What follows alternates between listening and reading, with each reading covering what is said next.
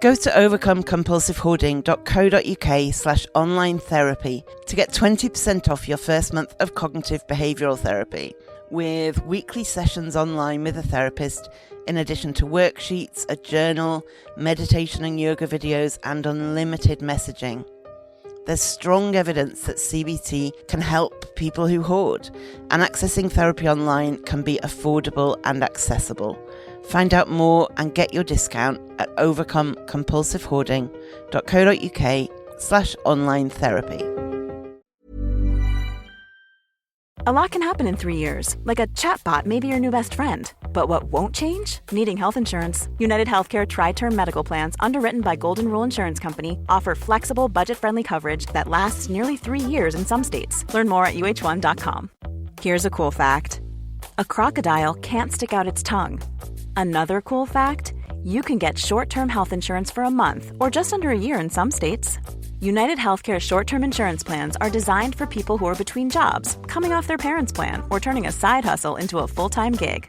Underwritten by Golden Rule Insurance Company, they offer flexible, budget-friendly coverage with access to a nationwide network of doctors and hospitals. Get more cool facts about United Healthcare short-term plans at uh1.com.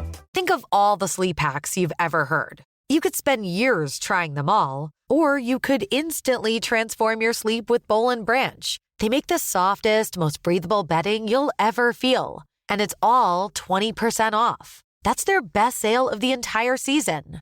Millions of sleepers love their buttery soft sheets, airy blankets, cloud-like duvets, and so much more. And you can try all of them for 20% off with promo code BUTTERY20. So hurry to bollandbranch.com today. That's BOLL and branch.com. See site for details.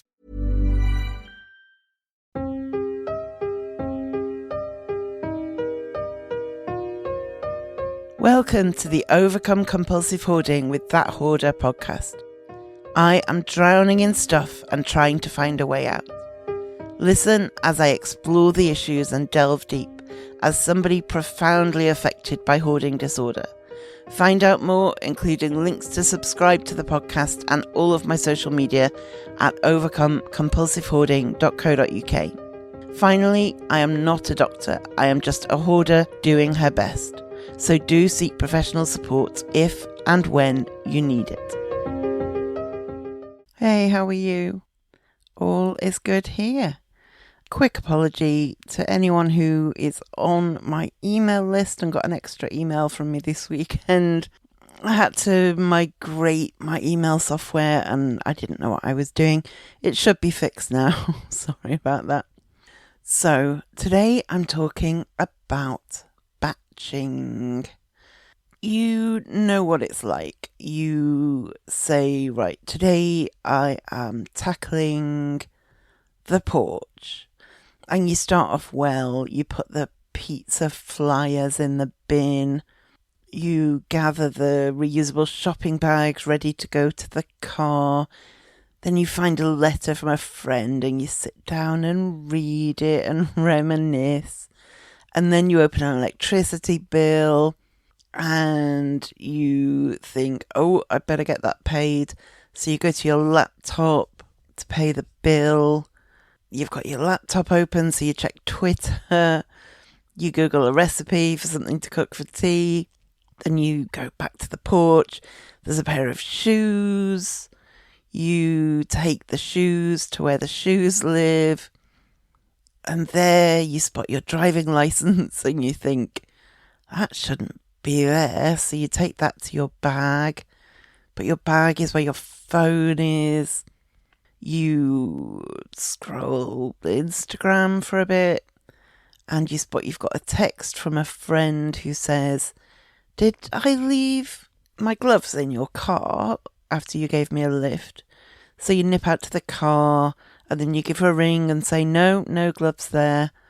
You get the picture. By the end of all that, your porch hardly looks any different to when you started. You feel like you've achieved nothing. You feel disheartened. And if it's a bad day, you go, well, clearly even trying is pointless. And you stop trying. It's so easy when we are trying to work on a task to get sidetracked. It's so easy to jump from one thing to another, to another, to another, and never quite get anything finished. And it interrupts us. I think we live in a world now with so many interruptions already. Every time your phone pings, every time... my washing machine is ancient, but I know like new washing machines, they play a song when they've finished, or it's really hard to focus, and it's so easy to get diverted from what we're doing. And there's something that I have been using, not in my de-hoarding life, but in my trying to get things done on the laptop life, whether that be at work or stuff for the podcast or life admin. And I've been using this particular technique to help with those times when you open your laptop to do one thing and 4 hours later you've done 18 things but not the thing you opened it for. And I have had some success with it, and so I thought, I wonder if I could apply that to my home as well. I wonder if the little trick I have been using to really do one thing at a time on my laptop at work or whatever could help me get more things done when I'm trying to de-hoard as well. And guess what? It helps. So today I am talking about batching tasks together. It comes from a productivity strategy, basically, where you group tasks that are similar together to complete in one set period of time. And this essentially comes about from something that has become known as context switching, which is when your brain is having to jump from one task to another. So you are writing a letter and then you get an email. So you open the email and you answer it. And then you think, oh, I don't think I told Jim. Whenever I try and make up a name, it always seems to be Jim for some reason. I don't think I told Jim that thing. So then you email Jim the thing, and then it's really hard to get refocused on the letter you were writing in the first place. And that is known as context switching. And there's some oft quoted research that says that it takes 23 minutes when you've been distracted from a task. It takes 23 minutes to get your focus back. Now, I read the paper that everybody quotes about this, and it's a bit more complicated than that, unsurprisingly. But it is nonetheless true that it's really hard to get your focus back if you're flitting from one task to another. And I think as hoarders in particular, we can be quite prone to being distractible. And when you batch tasks together, it just helps to filter out those distractions and just deal with the thing in front of you. And that means that you can apply all of your brain to the task. You're not half thinking about how am I going to word that thing, or I mustn't forget to add that to my shopping list. You just keep bringing yourself back to the task at hand. You know, like when you're doing, I say when you're doing as if this is a common thing. I've no idea how common this is. I used to have a real thing for relaxation tapes. I think in underfunded mental health services, there was a good while when you were just given a relaxation tape and wished well. And so I've listened to many a relaxation tape over my life. And they always say, like, if you find your mind wandering, don't berate yourself, don't give up, just kind of guide it back, just move it back to the thing you're meant to be focusing on and keep going. And I often think of that when I'm trying to batch tasks together. It's not that nothing distracts me. It's that I have a purpose for that period of time.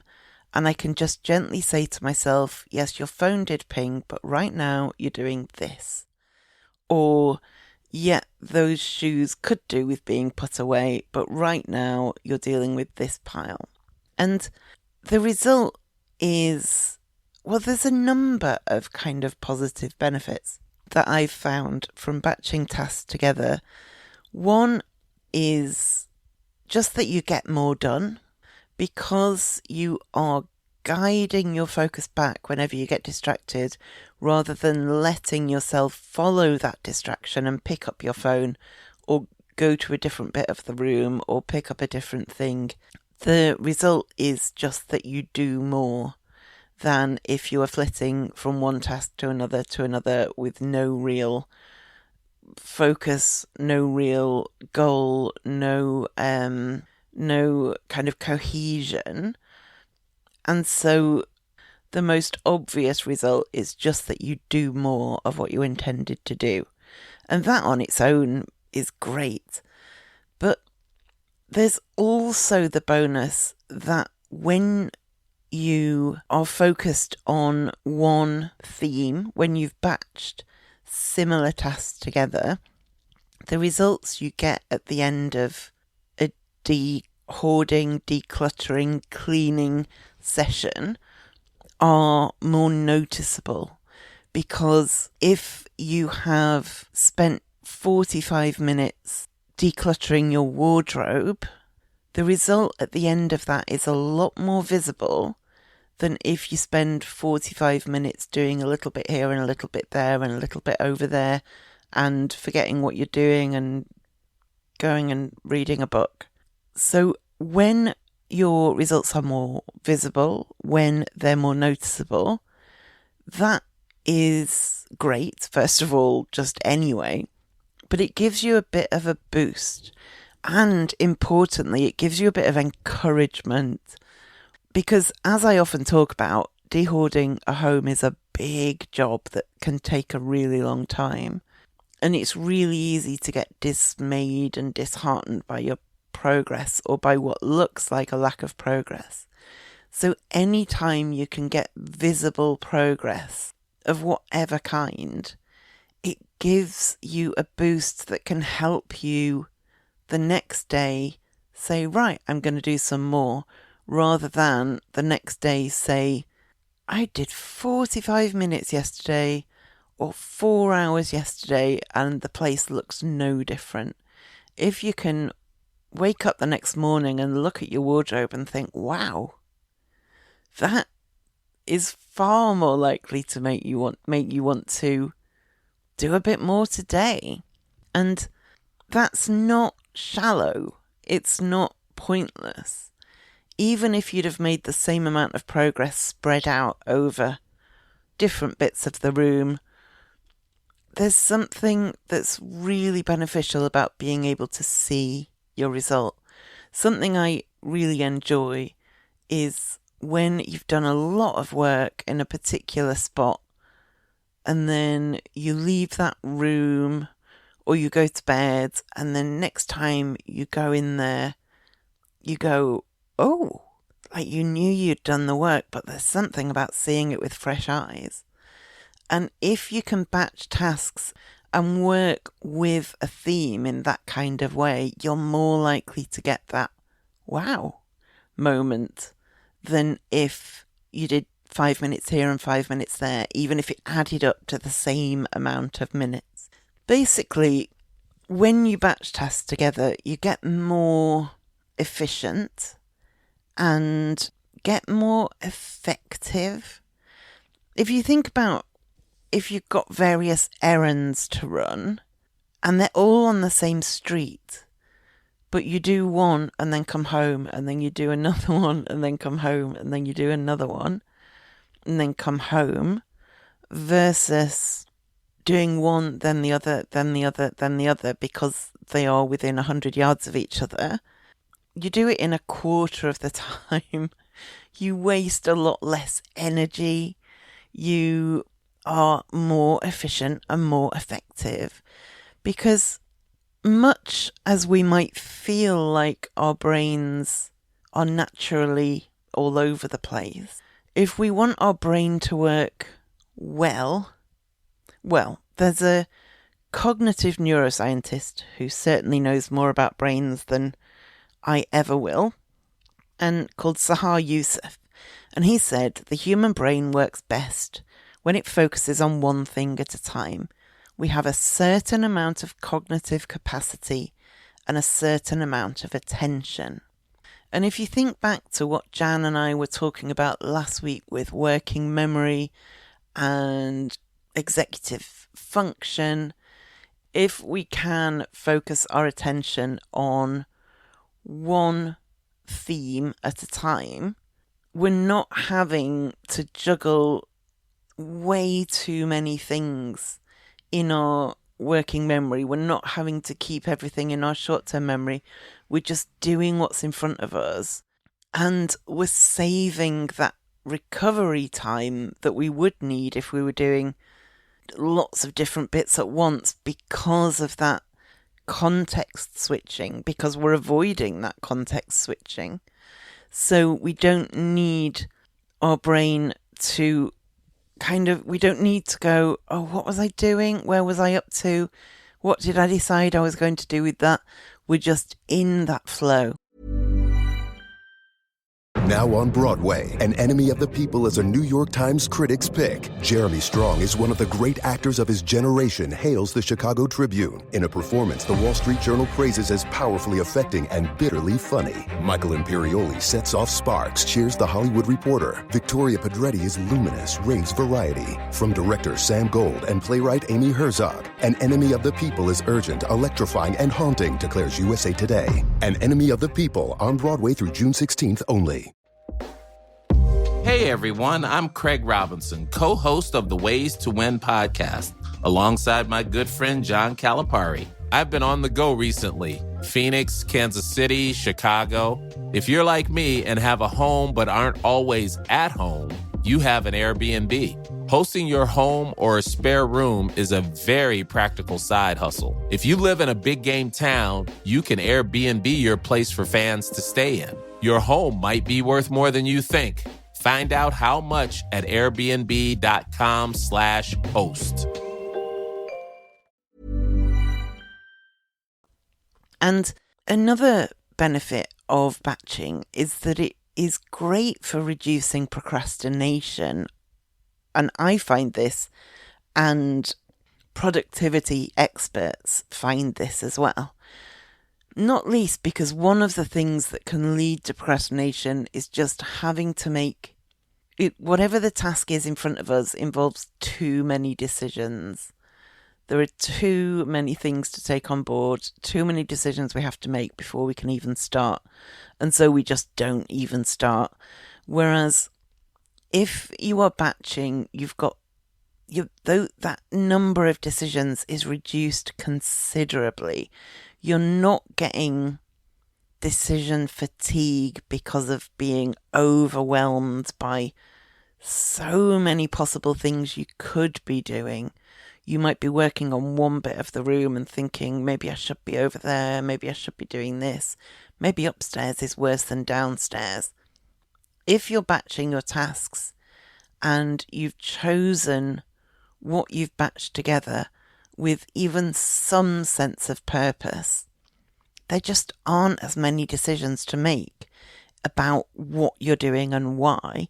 You still have to make decisions about every item you pick up, but you're not adding to that with all the decisions about the process as well, where you can really fall into analysis paralysis, where you've just got too many possibilities and your brain shuts down.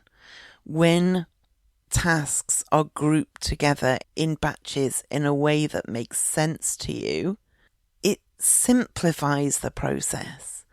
And there's a degree of forward planning, even if it's just planning the next half hour that's already done, because the what should I work on, you don't need to second guess yourself. You've made that decision, and that's what you're doing for half an hour, for the morning, for the week.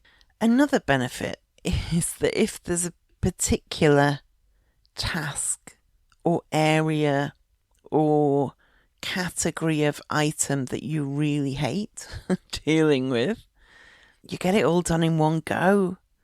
You're not doing a bit here and a bit there and a bit the other, because you're delaying dealing with the bathroom or whichever spot you have been dreading. You just kind of jump in with both feet and do it. And also, if you're somebody who has trouble with transitions or with initiating tasks, it helps a lot.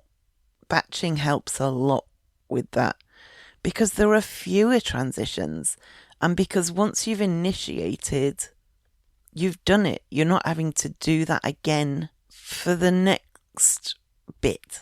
So in terms of how batching works with dehoarding, partly it will depend on where you are with your dehoarding process. Depending on how far you've got or how much left there is to do, you might want to set up a schedule with regular times for batched tasks. So every Monday is clean the kitchen, every Wednesday is clean the bathroom, every Thursday morning is laundry, whatever suits your life. Or if you're not there yet, if things are all still just too chaotic in your home, just do it day by day or hour by hour. Just do one lot of batch tasks at a time and keep moving forward without that kind of regular schedule. So you can apply this process in either of those ways.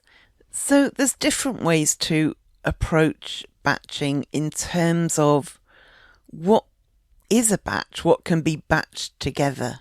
And so I've come up with kind of different themes that can work with batching. So see what resonates with you or what makes sense to you given your own situation.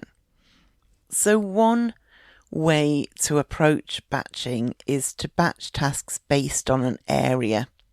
For example, today I am going to work on the kitchen table. Whatever's on the kitchen table, that is all I'm working on today. Or the bedroom floor. Pick part of your home, a physical part of your home, and batch those tasks together. Another is to batch tasks based on a category.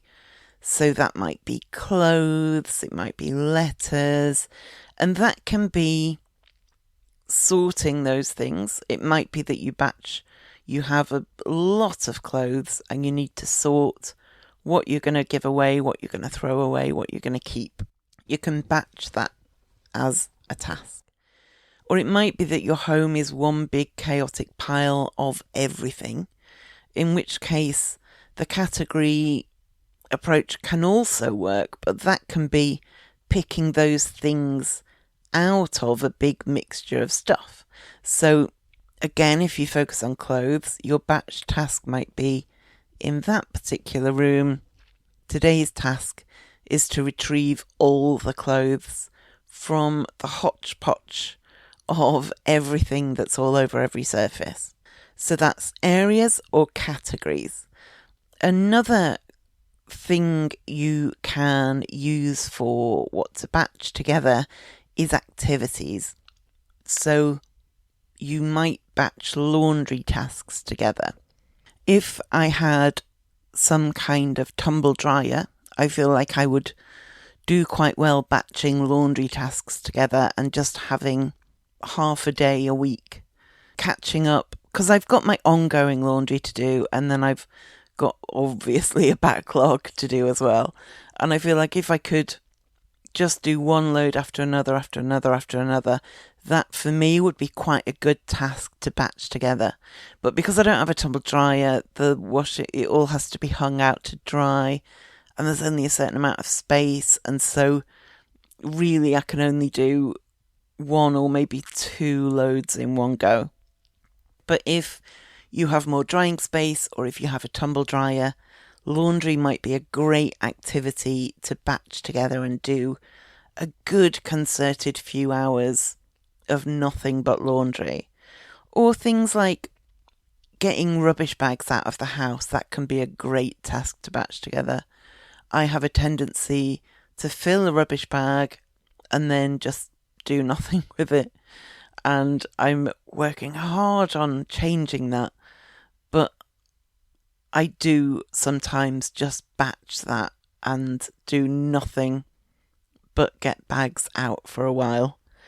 Or things like putting towels away. Maybe you've done your laundry and you've got a lot of towels around the house that just need folding, and putting, if you have a space for towels, putting them there. So that kind of activity can be great to batch.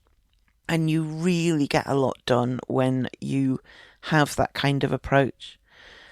And then the final thing I thought can work really well for batching with dehoarding is things you can do the same thing with. So you might want to approach a pile, and your task that you are batching all together is everything that can go in the bin from that pile goes in the bin. So you have a big overwhelming pile, but you have one task, and that is to spot the rubbish that's in the pile, get it into a bin bag.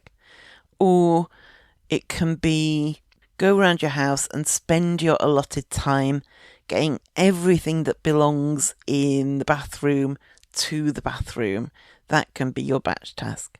So as you can see, while batching tasks together is useful for all the reasons I explained, there are a range of ways that I think it can work.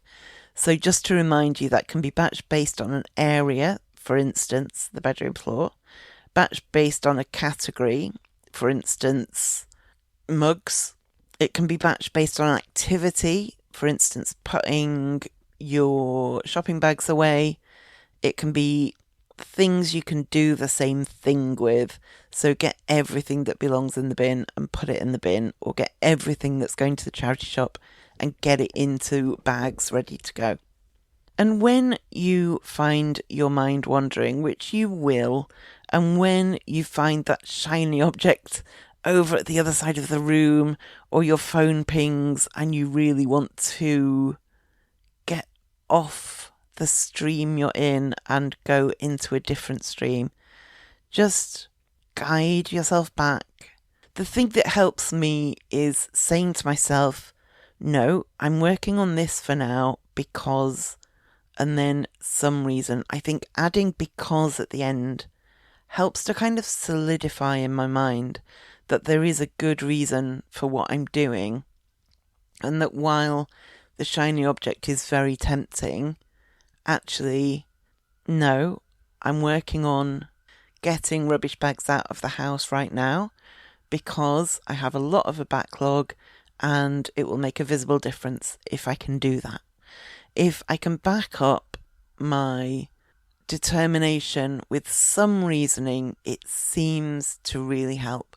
And this is not to say it will be perfect. This is not to say it will never go wrong. It's not to say you'll never be distracted again.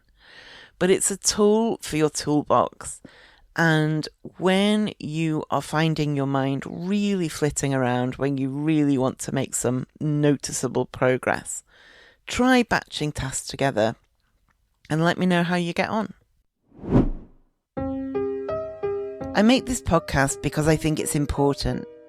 I started it as an outlet for myself, but it's become much more than that.